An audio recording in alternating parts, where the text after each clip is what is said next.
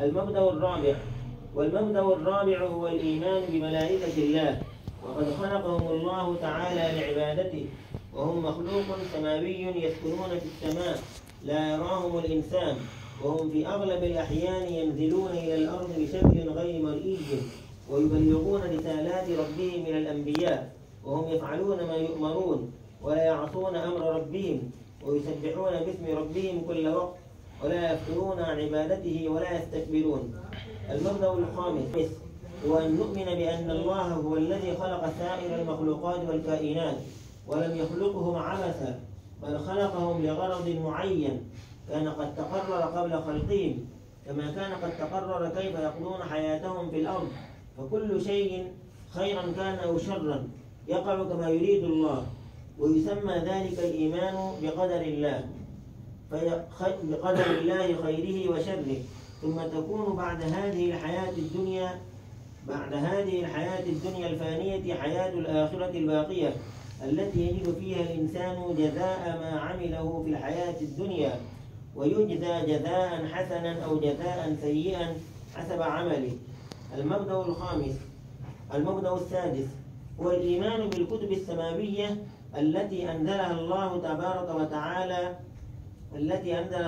سبحانه وتعالى على رسله، كالزبور على نبي الله داود عليه الصلاة والسلام، والتوراة على نبي الله موسى عليه الصلاة والسلام، والإنجيل على نبي الله عيسى عليه الصلاة والسلام، والقرآن الكريم أنزله الله تعالى على خاتم أنبيائه ورسله محمد العربي الهاشمي صلى الله عليه وسلم، وهو معجزة الله الخالدة، وبقاء العالم منوط به. فقال عز وجل عن القرآن الكريم والفرقان الحميد: وإنه لتنزيل رب العالمين المؤمنين. وقال: وإنك لتلقى القرآن من لدن حكيم عليم. وقال: فاقرأوا ما تيسر من القرآن. هذه هي المبادئ والأسس بالدين التي يسمى العمل بها وفق تعاليمها، وهي التي عبر عنها القرآن بالإسلام، وهو مقبول عند الله ومقرر من عنده، فقال: إن الدين عند الله الإسلام، فالدين هو الإسلام. فيجب على كل مؤمن صالح أن يكون عمله بإخلاصه في أداء حق هذه الأوامر الإلهية تحت الأحكام المأمور بها على طريق الوحي الرباني العظيم إلى خاتم أنبياء الله محمد بن عبد الله الأمين في إطار الشريعة الإسلامية، ويكون كل إنسان مسؤولا عن العمل بها، يجزى عليها عندما يدخل في حياته الآخرة، وهي مرحلة البعث بعد الموت، ويجزى الإنسان ثوابا وعقابا في حياته الآخرة على أعماله التي قام بها في حياته الدنيا. الأصل الأول التوحيد. كلمة التوحيد والإخلاص ورسالتها.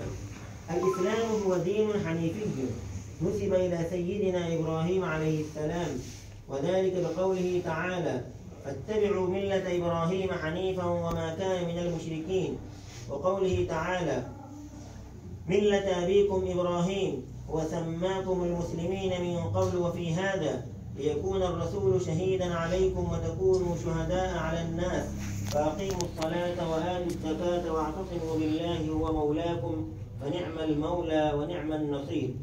وكانت الحنيفية في لغة قوم سيدنا إبراهيم عليه السلام تعني قطع الإنسان نفسه عن الآخرين، وأريد بها لسيدنا إبراهيم عليه السلام أنه قطع نفسه عن غير الله تعالى رب العالمين قطعا كاملا مثاليا.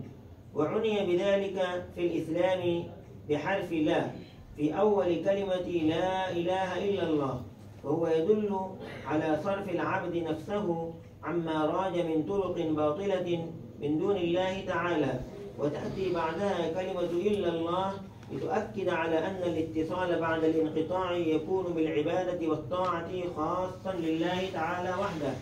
فمن هنا يتحتم علينا أن نأخذ جميع أحكام الشريعة والعبادة من الله تعالى، وإن ذات الله إلى الله ورسوله، ومن كانت هجرته إلى دنيا يصيبها أو امرأة ينكحها فهجرته إلى ما هاجر إليه. وهذا الحديث حديث مهم جدا، ومن الأحاديث التي يدور عليها الدين. الإنسان خليفة من الله في الأرض اسلام جو ہے تین ایسی اثرات ہیں جن سے بڑا اسلام توحید رسالت و آخرت اس کو بڑا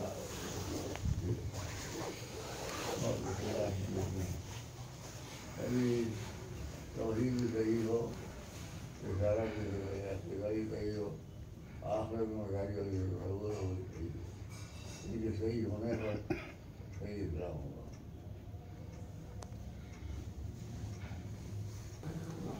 تشريف لازم تشريف لازم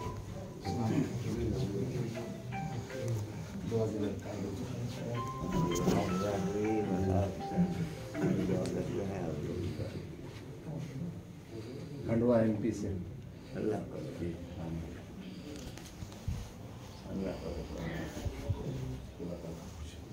السلام علیکم.